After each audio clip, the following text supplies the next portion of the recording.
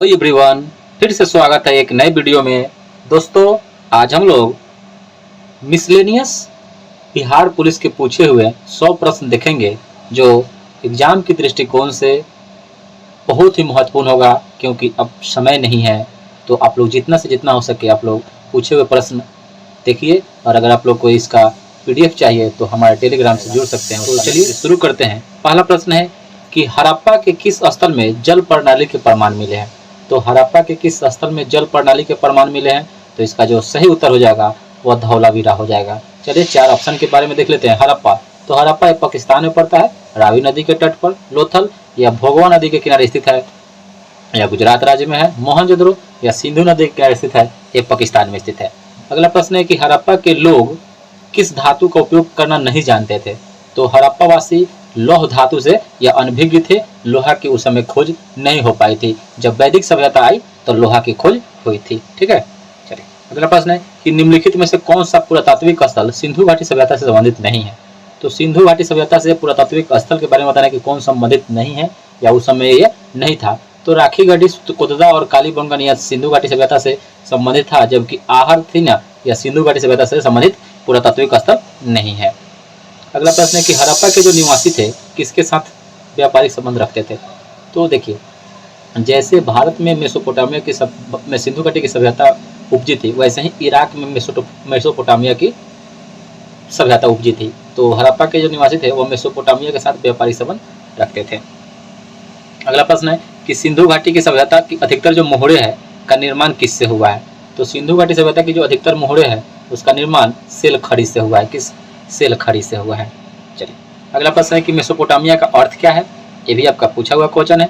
तो मेसोपोटामिया का अर्थ है कि दजला और फरात नदियों के बीच की उपजाऊ भूमि को, दजला और फरात की नदियों के बीच की उपजाऊ भूमि को मेसोपोटामिया कहा जाता है। अब देखिए, दजला और फरात, ये दजला और फरात कहाँ है, तो यह इराक में है, और इराक में एक टिग्रिस नदी भी बहती है, भी याद रखिएगा। ठीक है, अगला प्रश्न है कि किस काल या युग में पत्थर के औजार सबसे ज्यादा पाए गए हैं या सबसे पहले पाए गए थे। तो किस काल में या युग में पत्थर के औजार, तो यह पाए गए थे नौ की गौतम बुद्ध ने धर्म चक्र प्रवर्तन कहाँ से शुरू किया था। यानी देखिए इसमें क्या है, देखिए क्वेश्चन को उल्टा मतलब घुमा दिया। तो गौतम बुद्ध ने अपना पहला उपदेश सारनाथ में दिए थे, जिसका नाम पहले ऋषिपट्टनम था। उसी को बौद्ध ग्रंथ में क्या कहा गया है, धर्म चक्र प्रवर्तन। तो पहला मतलब धर्म चक्र प्रवर्तन कहाँ से शुरू किए, तो यह सारनाथ से किए थे। ठीक है, और सबसे ज्यादा कहाँ उपदेश दिए थे, तो श्रावस्ती में। और कौन सी भाषा में दिए थे, तो पाली भाषा में। इनको ज्ञान की प्राप्ति कहाँ हुई, तो बोध गया में हुई थी। अगला प्रश्न है कि तृतीय बौद्ध सभा किस स्थान पर बुलाई गई थी। तो जो तृतीय बौद्ध सभा जो बुलाई गई थी ना, वह पाटलिपुत्र में मोगलीपुत्तिस की अध्यक्षता में और अशोक के शासनकाल में। ठीक है, चलिए अगला प्रश्न है कि गौतम बुद्ध की मृत्यु कहाँ हुई थी। तो गौतम बुद्ध की मृत्यु या कुशीनगर में हुई थी, जो उत्तर प्रदेश में पड़ता है, और इसको बौद्ध ग्रंथ में महापरिनिर्वाण की संज्ञा दी गई है। ठीक है, अगला प्रश्न है कि अंतिम मौर्य शासक कौन था। तो अंतिम मौर्य शासक था ना, या बृहद्रथ था। कौन था, बृहद्रथ था। अगला प्रश्न है कि अष्टप्रधान की स्थापना किसने की थी। तो अष्टप्रधान की स्थापना किसने की थी, चलिए इसका ऑप्शन देख लेते हैं। इसका ऑप्शन है चंद्रगुप्त, अशोक, हर्षवर्धन, शिवाजी। तो अष्टप्रधान शिवाजी के शासनकाल में था। ठीक है, अष्टप्रधान किसके शासनकाल में, शिवाजी के शासनकाल में था। शिवाजी, अशोक नहीं, शिवाजी यहाँ नीचे है, शिवाजी के शासनकाल में था। ठीक है, चलिए अगला प्रश्न है कि कलिंग के राजा खारवेल का संबंध किससे था।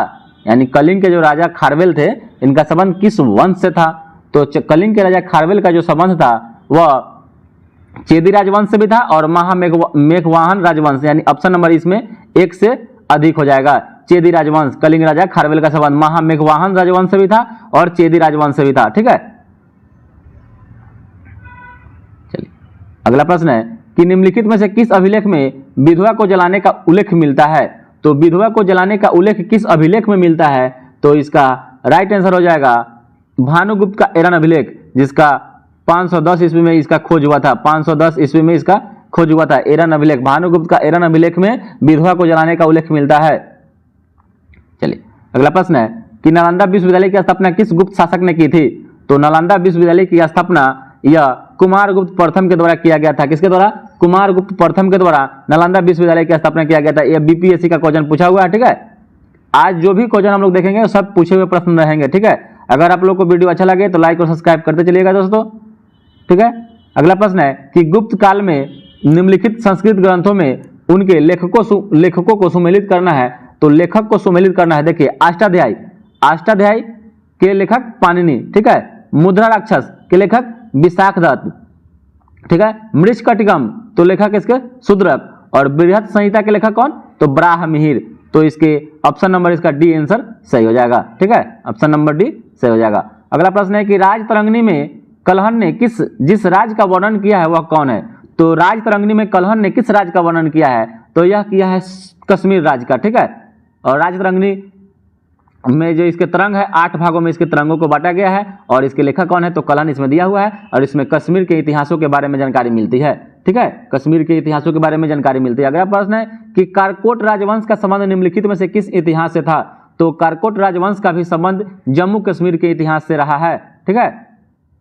अगला प्रश्न है कि पॉलिशदार पाषाण उपकरण किस युग की विशेषता है। पॉलिशदार पाषाण उपकरण किस युग की विशेषता है, तो यह नवपाषाण युग का है, ठीक है। नवपाषाण जिसमें पहिया वहिया का आविष्कार हुआ था, उसी समय का पॉलिशदार पाषाण उपकरण यह नवपाषाण युग की विशेषता है। अगला प्रश्न है कि जैन धर्म के 23वें तीर्थंकर कौन थे। तो जैन धर्म के 23वें तीर्थंकर ये थे पार्श्वनाथ। कौन थे, पार्श्वनाथ थे। 24वें कौन थे, तो महावीर थे। प्रथम कौन थे, तो ऋषभदेव थे, ठीक है। चलिए अगला प्रश्न है कि बोधगया में बोधि वृक्ष अपने वंश की किस पीढ़ी का है। यानी बोधगया में जो बोधि वृक्ष है यह किस वंश का है, तो यह 5वीं पीढ़ी का है। मतलब किस पीढ़ी का है, तो 5वीं पीढ़ी का है। और इसी बोधि वृक्ष को शशांक ने कटवा दिया था। किसने, शशांक ने कटवा दिया था। बोधि वृक्ष को शशांक ने कटवा दिया था, ठीक है, जो शैव धर्म को मानता था। अगला प्रश्न है कि बौद्ध संघ में भिक्षुनी के रूप में स्त्रियों के प्रवेश की अनुमति किसके द्वारा, यानी कि अनुमति बुद्ध के द्वारा दी गई थी, या कहाँ दिया गया था। बौद्ध संघ में भिक्षुनी के रूप में स्त्रियों की प्रवेश की अनुमति बुद्ध द्वारा दी गई थी, कहाँ पर, तो यह दिया गया था वैशाली में, ठीक है। अगला प्रश्न है कि महात्मा बुद्ध का महापरिनिर्वाण कहाँ हुआ था। तो महात्मा बुद्ध का महापरिनिर्वाण या कुशीनगर में हुआ था, ठीक है। चलिए अगला प्रश्न है कि बुद्ध ने अपने जीवन की अंतिम वर्षा ऋतु कहाँ बिताई थी। तो बुद्ध ने अपने जीवन की अंतिम वर्षा ऋतु यह वैशाली में बिताई थी। कहाँ बिताई थी, वैशाली में बिताई थी। अगला प्रश्न है कि गौतम बुद्ध को एक देवता का स्थान किस राजा के युग में प्राप्त हुआ था। तो गौतम बुद्ध को एक देवता का स्थान किस राजा के युग में प्राप्त हुआ था, तो यह हुआ था कनिष्क के शासनकाल में, ठीक है। चलिए अगला प्रश्न है कि विश्व का सबसे बड़ा बौद्ध मंदिर कहाँ स्थित है। यह भी बिहार पुलिस में ही पूछा हुआ है, एसआई में पूछा हुआ है, या फर्स्ट शिफ्ट में 2018 में। तो विश्व का सबसे बड़ा बौद्ध मंदिर कहाँ स्थित है, तो यह आपका इंडोनेशिया में स्थित है, इंडोनेशिया में। अगला प्रश्न है कि प्राचीन भारत में वनवासी किस नाम से जाने जाते थे। तो प्राचीन भारत में, ये भी एसआई के पूछा हुआ प्रश्न है, तो प्राचीन भारत में वनवासी किस नाम से जाने जाते थे, तो यह जाने जाते थे निषाद के नाम से। प्राचीन भारत में निषाद के नाम से वनवासी को जाना जाता था, या वनवासी के नाम से निषाद को जाना जाता था, ठीक है। चलिए अगला प्रश्न है कि भीमबेटका किसके लिए प्रसिद्ध है। या मध्य प्रदेश में है भीमबेटका की गुफाएं, और किसके लिए प्रसिद्ध है, तो यह है बौद्ध गुफाओं के शैल चित्र के लिए प्रसिद्ध है। बौद्ध गुफाओं के शैल चित्र के लिए प्रसिद्ध है। अगला प्रश्न है कि सिंधु घाटी सभ्यता का प्राचीनतम बंदरगाह कौन था। तो सिंधु घाटी सभ्यता का प्राचीनतम जो बंदरगाह था वह लोथल था, और एक और बंदरगाह था, तो उसका नाम था सुतकोटदा, ठीक है। चलिए अगला प्रश्न है, मिलान करना है, निम्नलिखित को सुमेलित करना है। एक तरफ आश्रम है, एक तरफ आयु है, ठीक है। ब्रह्मचर्य, गृहस्थ, वानप्रस्थ, संन्यास। तो इसका जो राइट आंसर हो जाएगा, पूरा एक सामने सामने मिलान हुआ है, ठीक है। तो इसका जो हो जाएगा ब्रह्मचर्य, जन्म से 25 वर्ष तक ब्रह्मचर्य, गृहस्थ 25 से 50 वर्ष, वानप्रस्थ 50 से 75 वर्ष, और संन्यास 75 से 100 वर्ष। तो ऑप्शन नंबर इसका डी सही हो जाएगा, सामने सामने इसका सही मिलान था। अगला प्रश्न है कि मौर्य काल में सीता से क्या तात्पर्य है। तो मौर्य काल में सीता से तात्पर्य, चलिए इसका ऑप्शन देख लेते हैं। ऑप्शन है, एक में देवी है, एक धार्मिक संप्रदाय है, राजकीय भूमि से प्राप्त आय है, ऊसर भूमि है।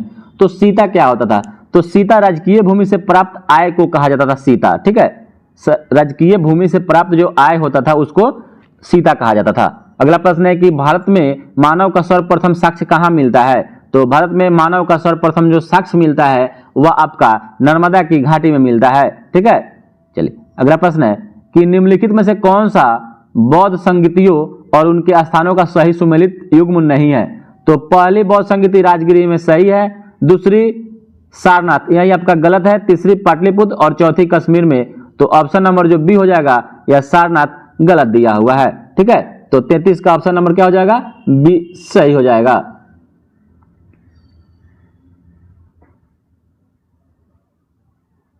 दूसरा कहां हुआ था, तो वैशाली में हुआ था।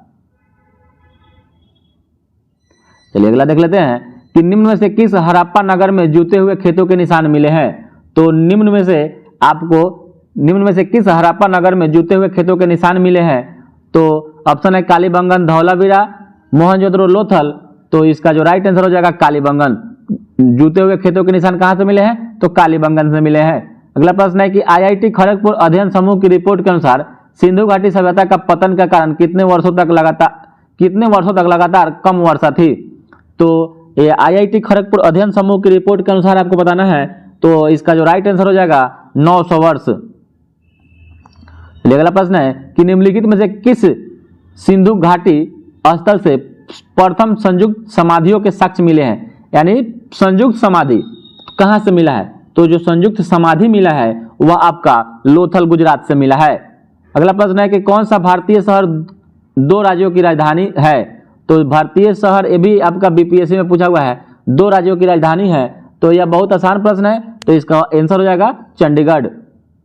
अगला प्रश्न है चेरापूंजी कहाँ स्थित है। तो चेरापूंजी यह आपका कहाँ स्थित है, तो चेरापूंजी यह खासी पहाड़िया पर स्थित है। खासी पहाड़िया, और खासी पहाड़िया कहाँ है, तो मेघालय में है। वहां पर आपको गारो पहाड़िया और खासी पहाड़िया ये सब आपको मेघालय में मिलता है। और मेघालय में चेरापूंजी है। और चेरापूंजी अभी पहले यह भारत में सबसे ज्यादा वर्षा होने वाला स्थान था, लेकिन अभी मानसीराम फिर हो गया है। ठीक है, चलिए अगला प्रश्न है कि भारत का सबसे छोटा केंद्र शासित प्रदेश कौन सा है। तो भारत का सबसे छोटा केंद्र शासित प्रदेश आपका लक्षद्वीप है, जो अरब सागर में स्थित है। ठीक है, लक्षद्वीप अरब सागर में। अंडमान निकोबार कहाँ है, तो बंगाल की खाड़ी में। अरब सागर में 36 द्वीप हैं। चलिए अगला प्रश्न है कि भारत का सबसे बड़ा संघ राज्य कौन सा है। तो भारत का सबसे बड़ा संघ जो राज्य है वह आपका दिल्ली है। कौन सा है, दिल्ली। अगला प्रश्न है कि अंडमान निकोबार द्वीप समूह में द्वीपों की संख्या कितनी है। तो अंडमान निकोबार द्वीप समूह में द्वीपों की कुल संख्या 572 है। कितनी है, 572 है। अगला प्रश्न है कि भारत का विशालतम क्षेत्रफल वाला राज्य कौन सा है। तो भारत का विशालतम क्षेत्रफल वाला जो राज्य है वह आपका राजस्थान है। जनसंख्या में पूछे तो उत्तर प्रदेश। ठीक है, चलिए अगला प्रश्न है कि निम्नलिखित में से कौन सा सही युग्म है। तो यहाँ की तरफ आपका कथक डांस, मतलब डांस दिया हुआ है, फोक डांस, लोक नृत्य है। तो कर्नाटक में कथक दिया हुआ है, असम में बिहू दिया है, उड़ीसा में भरतनाट्यम दिया है, और तमिलनाडु में लावनी दिया हुआ है। तो इसमें से सही आपको बताना है। तो ये असम में बिहू जो है वहाँ का लोक नृत्य है, जबकि और सब गलत दिया हुआ है। तो कथक कहाँ है, तो कथक केरल में है। ठीक है, भरतनाट्यम तमिलनाडु में है। लावनी कहाँ है, तो ये लावनी और तमाशा महाराष्ट्र में है। अगला प्रश्न है कि कुचिपुड़ी भारत के किस राज्य से संबंधित है। तो कुचिपुड़ी एक फोक डांस है, यह भारत के किस राज्य से है, तो यह आंध्र प्रदेश से है। कहाँ से है, आंध्र प्रदेश से है। चलिए अगला प्रश्न है कि एलोरा की गुफाएं भारत के किस राज्य में स्थित है। तो जो एलोरा की गुफाएं है यह भारत के किस राज्य में स्थित है, तो यह महाराष्ट्र राज्य में स्थित है। अगला प्रश्न है कि भारत में समुद्र तट पर कितने राज्य स्थित हैं। यानी समुद्र तट के किनारे कितने राज्य स्थित हैं, तो यह आपका 9 राज्य हैं। कितने राज्य, 9 राज्य हैं। ठीक है, चलिए अगला प्रश्न है कि भारत में निम्नलिखित में से किस राज्य में रबर का सर्वाधिक उत्पादन होता है।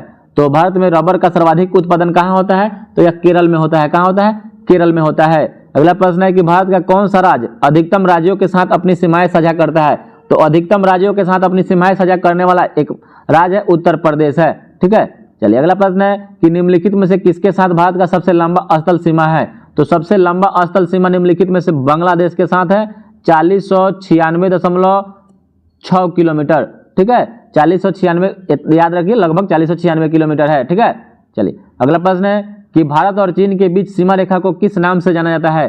तो भारत और चीन के बीच जो सीमा रेखा है उसको मैक-मोहन रेखा के नाम से जाना जाता है, जो इसका स्थापना 1914 ईस्वी में हुआ था।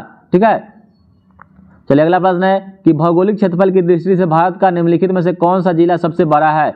तो भौगोलिक क्षेत्रफल की दृष्टि से कौन सा जिला भारत का सबसे बड़ा जिला है, तो इसका जो राइट आंसर हो जाएगा आपका कच्छ हो जाएगा। कहाँ पड़ता है, तो यह गुजरात में पड़ता है।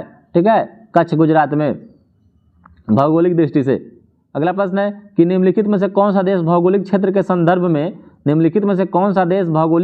संदर्भ में सीमाओं के बिना सबसे बड़ा देश है? तो चलिए इसका ऑप्शन के बिना इसमें से सबसे बड़ा देश बताना है तो यह हो जाएगा आपका जापान, राइट आंसर इसका।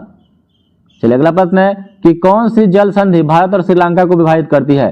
तो भारत और श्रीलंका को कौन सी जल संधि विभाजित करती है? तो इसका जो राइट आंसर हो जाएगा पाक जल डमरूमध्य, ठीक है, पाक जल डमरूमध्य। अगला प्रश्न है कि भारत और पाकिस्तान के बीच सीमा का जो सीमांकन किसके द्वारा किया गया था? तो भारत और पाकिस्तान के बीच सीमा का जो सीमांकन किया गया था वह किसके द्वारा किया गया था? तो यह किया गया था सर सिरिल रेडक्लिफ के द्वारा, सर सिरिल रेडक्लिफ के द्वारा किया गया था, ठीक है, जिसको रेडक्लिफ रेखा के नाम से जाना जाता है और यह 1947 में इसका सीमांकन किया गया। चलिए अगला प्रश्न है कि 9 डिग्री चैनल किसको जोड़ता है? तो 9 डिग्री चैनल किसको किसको जोड़ता है? तो यह इसका जो आपका ऑप्शन नंबर ए हो जाएगा, मुख्य भूमि लक्षद्वीप को मिनिकाय से जोड़ता है। मैंने लक्षद्वीप को मिनिकाय से, देखिए कभी कभी आपको जोड़ने का बात करता है, कहीं कहीं अलग करने का बात करता है, तो कहीं एक जगह जोड़ेगा तो एक से अलग होगा। तो 9 डिग्री चैनल किसको किसको जोड़ता है? तो लक्षद्वीप को मिनिकाय से जोड़ता है। अगला प्रश्न है कि भारतीय प्रायद्वीप किस भूमि का एक हिस्सा था? यानी भारतीय जो प्रायद्वीप है किस भूमि का एक हिस्सा था? तो यह आपका था, जानते हैं क्या? गोंडवाना लैंड का, ठीक है। चलिए अगला प्रश्न है कि भारत का सुदूर उत्तरी बिंदु कौन सा है? तो भारत का सुदूर उत्तरी बिंदु जो है ना कौन सा है? तो यह आपका भारत का सुदूर उत्तरी बिंदु यह आपका इंदिरा पॉइंट है, ठीक है, उत्तरी बिंदु, सॉरी इंदिरा पॉइंट नहीं, इंदिरा कॉल है, जम्मू कश्मीर में पड़ता है, इंदिरा कॉल जम्मू कश्मीर JNK, और इंदिरा पॉइंट तो ये दक्षिणतम बिंदु हो जाएगा, ठीक है, दक्षिणतम बिंदु हो जाएगा। चलिए अगला प्रश्न है कि भारत आकार में है, भारत आकार में क्या है? तो मतलब भारत आकार में विश्व में दूसरा सबसे बड़ा देश है, विश्व में चौथा बड़ा देश है, विश्व में 7वां बड़ा देश है। तो विश्व में क्या है? 7वां बड़ा देश है, ठीक है, 7वां बड़ा देश है, और जनसंख्या में पहला हो गया, ठीक है, जनसंख्या में पहला बड़ा देश है, जैसा भी अवसर है। कर्क रेखा भारतीय राज्यों के निम्नलिखित किस समूह से होकर गुजरती है? तो 37 डिग्री उत्तरी अक्षांश को कर्क रेखा कहते हैं, काल्पनिक रेखा है। तो यह भारत के 8 राज्यों से होकर गुजरती है, और इसमें से आपको बताना है कि कौन सा समूह सही है। तो गुजरात, झारखंड, त्रिपुरा से होकर गुजरती है, ठीक है, जिसमें बिहार है, बिहार से होकर नहीं गुजरती है, मेघालय से होकर भी नहीं गुजरती है, ठीक है। तो झारखंड, पश्चिम बंगाल, मेघालय गलत हो जाएगा, मध्य प्रदेश, बिहार है तब गलत हो गया। देखिए 1 2 2 ऑप्शन नंबर ए और सी गलत हो गया, डी गलत हो गया, तो बचा क्या? गुजरात, झारखंड और त्रिपुरा सही। चलिए अगला प्रश्न है कि सरक्रिक विवाद किन 2 देशों के मध्य में स्थित है? सरक्रिक विवाद किन 2 देशों के मध्य में है? तो यह भारत और पाकिस्तान के बीच में है सरक्रिक विवाद, ठीक है। अगला प्रश्न है कि भारत का सक्रिय ज्वालामुखी द्वीप है? तो भारत का सक्रिय ज्वालामुखी द्वीप का नाम है बैरन द्वीप, जो अंडमान निकोबार में स्थित है। अगला प्रश्न कह रहा है कि निम्नलिखित में से किस भारतीय राज्य की सीमा तिब्बत, नेपाल, भूटान और पश्चिम बंगाल को स्पर्श करती है? तो निम्नलिखित में से किस भारतीय राज्य की सीमा तिब्बत, नेपाल, भूटान और पश्चिम बंगाल को स्पर्श करती है? तो यह इसका जो ऑप्शन है सिक्किम है, त्रिपुरा है, मिजोरम है और असम है। तो इसमें से सिक्किम राज्य स्पर्श करती है तीनों चारों को, ठीक है। अगला प्रश्न है कि भारतीय मानक समय रेखा कहां से नहीं होकर गुजरती है? तो यह भारत के 5 राज्यों से होकर गुजरती है, जिसमें से ऑप्शन नंबर इसका तेलंगाना हो जाएगा, तेलंगाना से होकर नहीं गुजरती है। उत्तर प्रदेश, छत्तीसगढ़, उड़ीसा से होकर गुजरती है, ठीक है, तेलंगाना से होकर नहीं गुजरती है। अगला प्रश्न है कि निम्नलिखित में से कौन सा राज्य नेपाल के साथ अपनी सीमा साझा नहीं करता है? तो निम्नलिखित में से कौन सा राज्य नेपाल के साथ अपनी सीमा साझा नहीं करता है? ऑप्शन है उत्तराखंड, बिहार, हिमाचल प्रदेश, उत्तर प्रदेश। तो इसका जो ऑप्शन नंबर हो जाएगा बी, हिमाचल प्रदेश, यह नेपाल के साथ सीमा साझा नहीं करता है। और निम्नलिखित में से कौन सा राज्य नेपाल के साथ सीमा साझा करता है? निम्नलिखित में से गुजरात है, उत्तर प्रदेश है, त्रिपुरा है, तेलंगाना है। तो यह इसका option number C Uttar Pradesh हो जाएगा, ठीक है। अगला प्रश्न है कि दुनिया के सबसे बड़े नमक रेगिस्तानों में से कच्छ का रण मुख्य रूप से भारत के किस राज्य में स्थित है? जो कच्छ का रण है भारत के किस राज्य में स्थित है? तो यह आपका गुजरात में है। और अगला प्रश्न है कि भारत की प्रमुख खाद्य फसल कौन सी है? तो भारत की प्रमुख खाद्य फसल चावल है, और चावल के बाद किसका स्थान आता है? तो गेहूं का स्थान आता है। अगला प्रश्न है कि निम्नलिखित में से कौन सा कथन हरित क्रांति के बारे में सही नहीं है? तो हरित क्रांति के बारे में कथन आपका सही नहीं है। तो ऑप्शन है कि इसका आरंभ 1966 के खरीफ ऋतु से हुआ था, इसका प्रारंभ अधिक उपज देने वाले बीजों के प्रयोग से हुआ, तो इसका प्रारंभ में इसका लाभ पंजाब, हरियाणा और पश्चिमी उत्तर प्रदेश को मिला, या केवल चावल के उत्पादन में सफल हुआ। तो इसमें से कौन सही नहीं है? तो ये ऑप्शन नंबर जो डी हो जाएगा यही सही नहीं है, क्योंकि गेहूं का उत्पादन इसमें ज्यादा हुआ था। ठीक है, तो ऑप्शन नंबर इसमें चावल ही नहीं, गेहूं का उत्पादन सबसे ज्यादा हुआ था। अगला प्रश्न है कि करेवा किस प्रकार की मिट्टी के लिए उपयोग होती है या प्रसिद्ध है?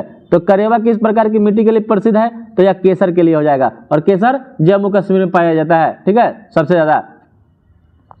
अगला प्रश्न है कि निम्नलिखित में से कौन सा भारत में खाद्य प्रबंधन का उद्देश्य नहीं है? तो खाद्य प्रबंधन का उद्देश्य आपको बताना है कि भारत में नहीं है। ऑप्शन है कि खदान का वितरण करना है, खदानों की खरीद करना है, खदान बफर स्टॉक का रख रखाव करना है, खदान का निर्यात करना है, उपरोक्त में से कोई नहीं। तो यह आपका 70 का इसमें डी हो जाएगा। खदान का निर्यात करने का इसका प्रबंध उद्देश्य नहीं होता है। ठीक है, बाद बाकी सब है, वितरण का है, खरीद का है, रख रखाव का है। ठीक है, और विश्व का सबसे कौन सा देश विश्व में सबसे बड़ा रेशम उत्पादक देश है? तो रेशम उत्पादक देश आपका चीन है, विश्व में सबसे ज्यादा। ठीक है, अगला प्रश्न है कि भारत के निम्नलिखित राज्यों में से किसे चीनी का कटोरा कहा जाता है? तो किस राज्य को चीनी का कटोरा कहा जाता है? तो चलिए ऑप्शन देख लेते हैं। ऑप्शन है उत्तर प्रदेश, महाराष्ट्र, बिहार, हरियाणा। तो यह आपका चीनी का कटोरा उत्तर प्रदेश को कहा जाता है। ठीक है, अगर चीनी का कटोरा अगर देश में पूछे तो विश्व में तो क्यूबा को कहा जाता है। ठीक है, क्यूबा, हवाना पिसो। अगला प्रश्न है कि कपास की औसत उपज भारत के किस राज्य में सबसे अधिक होती है? तो कपास की औसत उपज भारत के किस राज्य में होती है? तो इसका जो राइट आंसर हो जाएगा ऑप्शन नंबर डी, यानी आंध्र प्रदेश में। औसत आपसे पूछ रहा है, एवरेज। तो सबसे ज्यादा ऐसे तो कपास कर्नाटक में भी होता है, लेकिन आपसे पूछ रहा है कि औसत उपज भारत के किस राज्य में सबसे अधिक होती है? तो इसका जो राइट आंसर हो जाएगा आंध्र प्रदेश हो जाएगा। अगला प्रश्न है कि निम्नलिखित में से कौन सा राज्य भारत में रबर का प्रमुख उत्पादक है? तो प्रमुख उत्पादक में केरल आ जाएगा, रबर के प्रमुख उत्पादक में केरल आ जाएगा। अगला प्रश्न है कि निम्नलिखित में से कौन सी नगदी फसल नहीं है? देखिए, जूट है, ज्वार है, मूंगफली है, गन्ना है। तो इसमें से नगदी फसल आपको नहीं बताना है। जूट है, मूंगफली है, गन्ना है, ज्वार आपका, इसमें से आपका ज्वार नहीं है। ठीक है, चलिए, काली क्रांति का संबंध किससे है? काली क्रांति का जो संबंध है ना, ये आपका कच्चे तेल के उपयोग से है। किससे है? कच्चे तेल के उत्पादन से है। ठीक है, चलिए अगला प्रश्न है, निम्नलिखित में से कौन सी एक नगदी फसल है? नगदी फसल इसमें से बताना है। तो इसमें कपास ऑप्शन नंबर जो डी हो जाएगा सही हो जाएगा, क्योंकि गेहूं, धान, मक्का जो है आपका खदान फसल है, लेकिन कपास जो आपका है नगदी फसल है। अंगूर की खेती को निम्नलिखित में से किस नाम से जाना जाता है? तो अंगूर की खेती को बीटी कल्चर के नाम से जाना जाता है। पिसिकल्चर में मछली के उत्पादन करते हैं। ठीक है, हार्टिकल्चर में बागवानी करते हैं, सेरिकल्चर में रेशम के उत्पादन करते हैं। ठीक है, अगला प्रश्न है कि निम्नलिखित में से कौन सा राज्य भारत में सबसे अधिक चावल और जूट का उत्पादक है? तो चावल और जूट क्या हो जाएगा? पश्चिम बंगाल। कौन हो जाएगा? पश्चिम बंगाल। अगला प्रश्न है कि निम्नलिखित विशेषताओं के आधार पर राज्य की पहचान कीजिए। यह अत्यधिक साक्षर कृषि प्रधान अर्थव्यवस्था है। यह देश का दूसरा सबसे कम आबादी वाला राज्य है। 3 में है कि राज्य का लगभग 91% क्षेत्र वनाच्छादित है, और नीचे दिए गए कोड का सही प्रयोग आपको बताना है। तो इसका जो सही उत्तर हो जाएगा ऑप्शन नंबर सी, मिजोरम सही है। देखिए, मध्य प्रदेश में सबसे ज्यादा वन है, लेकिन अगर प्रतिशत अगर जहां पूछ दे तो आप मिजोरम है। ठीक है, तो मिजोरम प्रथम नंबर में आता है परसेंटेज में। अगला प्रश्न है कि भारत में सोयाबीन का अग्रणी उत्पादक राज्य कौन सा है? तो सोयाबीन का उत्पादक राज्य आपको बताना है। तो यह आपका जो हो जाएगा मध्य प्रदेश हो जाएगा। ठीक है, और भारत में इथोपिया राज्य किसको कहते हैं? तो यह मध्य प्रदेश को ही कहा जाता है। भारत का इथोपिया मध्य प्रदेश को ही कहा जाता है। और भारत के किस राज्य में सर्वाधिक सिंचाई ट्यूबवेल से की जाती है? तो ट्यूबवेल से सबसे ज्यादा सिंचाई कहाँ होती है? तो उत्तर प्रदेश से होती है। तालाब से कहाँ होती है? तो तमिलनाडु में होती है। ठीक है, सुनहरी गोल्डन चावल क्या है? यानी सुनहरी गोल्डन चावल में विटामिन ए पाया जाता है। विटामिन ए इसमें पाया जाता है। ठीक है, विटामिन ए। तो यह क्या है? तो इसका जो ऑप्शन नंबर जो हो जाएगा सी, यह एक ट्रांसजेनिक चावल की किस्म है जिसमें कैरोटीन के लिए जिन तत्व उपलब्ध है। ठीक है, यहाँ आ गया कैरोटीन, विटामिन ए। ठीक है, विटामिन ए रेटिनॉल होता है, और इसमें कैरोटीन के लिए जिन तत्व उपलब्ध है, यही आपका गोल्डन चावल है। अगला प्रश्न है कि निम्नलिखित में से खरीफ फसल कौन सी है? तो निम्नलिखित में से खरीफ फसल कौन सी है? अब देखिए, खरीफ और रबी 2 प्रकार का है। तो जिसमें खरीफ फसल कौन सा हो जाएगा? तो हो जाएगा बाजरा। ठीक है, गेहूं आपका है, सरसों है, जौ है। तो गेहूं के साथ जौ भी होता है, सरसों भी बोया जाता है। तो ये आपका क्या हो जाएगा? ये रबी फसल है। तो गेहूं याद रखिएगा, तो गेहूं रबी फसल है, धान खरीफ फसल है। तो उसी समय धान के समय में ही बाजरा होता है, तो ये आपका खरीफ फसल हो जाएगा। बाद बाकी तीनों क्या है? रबी फसल है।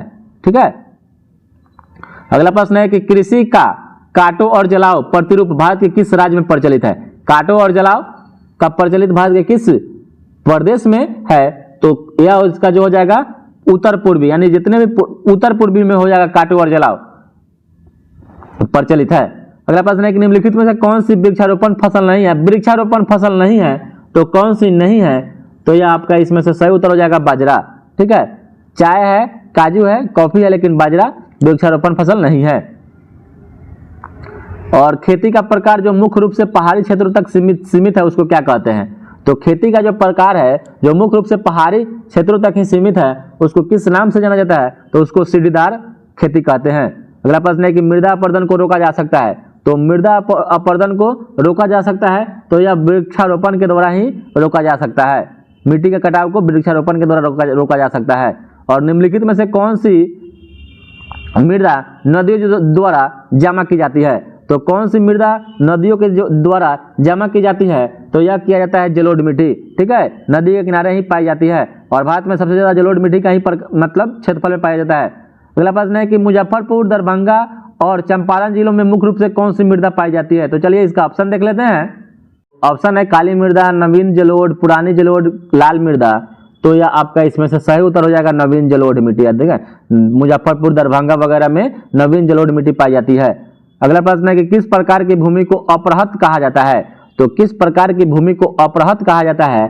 तो यह कहा जाता है कि बिना जोती हुई भूमि को अपरहत कहा जाता है। बिना जोती हुई भूमि को अपरहत कहा जाता है। अगला प्रश्न है कि काजू के उत्पादन के लिए उपयुक्त मिट्टी कौन सी होनी चाहिए? तो काजू के उत्पादन के लिए उपयुक्त जो मिट्टी होनी चाहिए वह आपका लेटेराइट मिट्टी होनी चाहिए। ठीक है, चलिए निम्नलिखित में से कौन सा सुमेलित नहीं है? एक प्रकार के मृदा का प्रकार है, एक तरफ राज है। काली मृदा महाराष्ट्र में है, लेटेराइट तमिलनाडु, पीट मृदा गुजरात, जलोढ़ उत्तर प्रदेश। तो इसमें से कौन सुमेलित नहीं है? तो इसमें से ऑप्शन नंबर जो इसका आपका हो जाएगा 93 का ऑप्शन नंबर सी हो जाएगा। जो पीट मृदा है ना यह गुजरात में नहीं पाई जाती है। ठीक है, पीट मृदा कहाँ? गुजरात में नहीं पाई जाती है, तो ऑप्शन नंबर सी हो जाएगी इसका। बाद बाकी काली मृदा महाराष्ट्र में पाई जाती है, लेटेराइट तमिलनाडु में पाई जाती है, जलोढ़ उत्तर प्रदेश बिहार में पाई जाती है। ठीक है, चलिए अगला प्रश्न है कि 2011 के जनगणना के अनुसार भारत में साक्षरता दर कितनी है? तो 2011 के जनगणना के अनुसार भारत में साक्षरता दर जो है वह आपका 73% है। 2011 के जनगणना के अनुसार भारत में साक्षरता दर 73% है। अगला प्रश्न है कि अधिक जनसंख्या वाले देशों के समूह में कौन सा अवरोही क्रम में है? तो अवरोही क्रम में आपको सजाना है तो इसमें जो ऑप्शन नंबर बी हो जाएगा। तो यहाँ चीन की जगह पर आप पहले भारत कर लीजिएगा, तब चीन कर लीजिएगा, तब यूएसए कर लीजिएगा, तब इंडोनेशिया। ऑप्शन नंबर बी इसका सही है, क्योंकि पहले का यह प्रश्न है। ठीक है, यह पूछा हुआ प्रश्न है 21 मार्च 2021 में। ठीक है, लेकिन अब क्या हो जाएगा? पहले भारत हो जाएगा, तब चीन हो जाएगा, ठीक है, तब यूएसए हो जाएगा, ठीक है, तब इंडोनेशिया हो जाएगा। अगला प्रश्न है कि भारत में ग्रामीण संख्या की आबादी की कितना प्रतिशत जनसंख्या प्राइमरी शिक्षा की सुविधा पाती है? तो भारत में ग्रामीण संख्या की आबादी का कितना प्रतिशत जनसंख्या प्राइमरी शिक्षा की सुविधा पाती है? तो आपको बताना है कितना प्रतिशत? तो 94%। यह बिहार पुलिस 2021 में 14 मार्च को फर्स्ट शिफ्ट में पूछा हुआ प्रश्न है। अगला प्रश्न है कि 2001 और 2011 की अवधि में बिहार की जनसंख्या में दशकीय वृद्धि की दर क्या थी? तो 2001 से 11 में आपको बिहार के जनसंख्या में दशकीय वृद्धि बताना है। तो यह था 25.42% की दशकीय वृद्धि हुई थी। और बिहार में 2011 की जनगणना के अनुसार सर्वाधिक जनसंख्या घनत्व वाला जिला कौन सा है? तो सर्वाधिक जनसंख्या घनत्व ये आपका 2011 की जनगणना के अनुसार यह शिवहर हो जाएगा। कौन हो जाएगा? शिवहर हो जाएगा। अगला प्रश्न है कि 2001 से 11 के दशक में भारत में निम्नलिखित राज्यों में से किसमें सर्वाधिक जनसंख्या वृद्धि दर रहा है? तो 2001 से 11 के दशक में भारत के निम्नलिखित राज्यों में से किसमें जनसंख्या वृद्धि दर सबसे रहा है? तो यह आपका मेघालय राज्य में रहा है। और भारत में सर्वप्रथम जनगणना कब हुई थी? तो यह 1872 ईस्वी में हुआ था। और नियमित रूप से ये लॉर्ड मेयो के कार्यकाल में हुआ था। और नियमित रूप से 1881 ईस्वी से लॉर्ड रिपन के कार्यकाल के में शुरू हुआ और उसी समय से नियमित 10-10 वर्षों पर जनगणना होती आ रही है। ठीक है, तो दोस्तों आज के लिए इतना ही, फिर मिलते हैं दूसरे वीडियो में। तब तक के लिए जय हिंद। वीडियो देखने के लिए बहुत बहुत धन्यवाद।